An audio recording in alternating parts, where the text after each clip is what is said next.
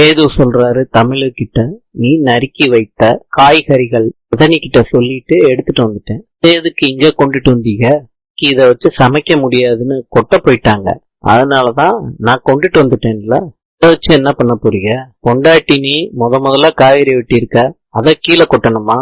சாப்பிட்டு ருசி பார்க்க போறேன். சேது சாப்பிடுறாரு. பாத்ரூம்ல போய் வாந்தி எடுக்கிறாரு சேது. ராஜாங்கம் மோகனா கிட்ட கேக்குறாங்க, தமிழுக்கு சமையல் கத்து கொடுக்குறீங்களா? ஆமாங்க, கத்து கொடுக்குறேன். தாய் சொல்றாங்க, இப்பதான் காய்கறி வெட்டவே கத்துக்கிறா, எப்ப சமைக்க போறாளோ? ராஜாங்கம் கேக்குறாரு சேது கிட்ட, ஆறுமுகத்தை விசாரிச்சீங்களாப்பா? ஆமாப்பா, ஒரு நாள் விட்டு ஒரு நாள் விசாரிச்சுக்கிட்டு தான்ப்பா இருக்கோம். சரி சொல்றாங்க, மாமா நீங்க ஜெயிலுக்கு போறதுக்கு காரணமா இருந்தவன் இங்கதான் உங்க பக்கத்திலேயே எங்கேயாவது இருக்கணும். கூடிய சீக்கிரமே அவன் சிக்குவான் மாமா.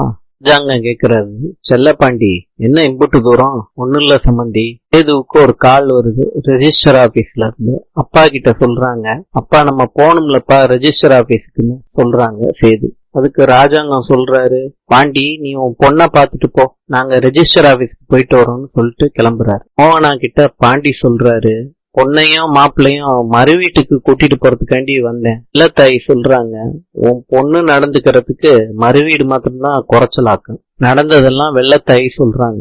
என் பொண்டாட்டி செல்லம் கொடுத்து வளர்த்துட்டா, ஒண்ணும் இல்லாதவன் வீட்டுல வளர்ந்த பொண்ணுக்கு இம்புட்டு செல்லம் தேவையா?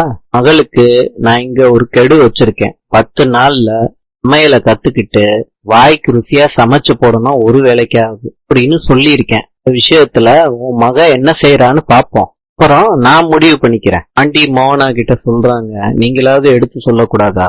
இந்த வீட்டை பொறுத்தளவுக்கு அத்தையும் அவரும் எடுக்கிற முடிவு தான் கடைசி முடிவு. நாள் போகட்டும், சமையல் எந்த அளவுக்கு கத்துக்கிறான்னு பாப்போம், அதுக்கப்புறம் மற்ற விஷயத்தெல்லாம் பேசிக்கலாம். தமிழ் மேலதான் இருக்கா, நீங்க வேணா போய் பாருங்க, நான் சாப்பாடு ரெடி பண்றேன், விட்டுட்டு போங்க. சரி சம்பந்தியம்மா. அப்பாவை பார்த்து தமிழ் அழுகுறாங்க. நாளை சந்திக்கலாம். இன்று ரஷ்யாவின் தலைநகரம் மாஸ்கோ. நாளை பார்க்கலாம்.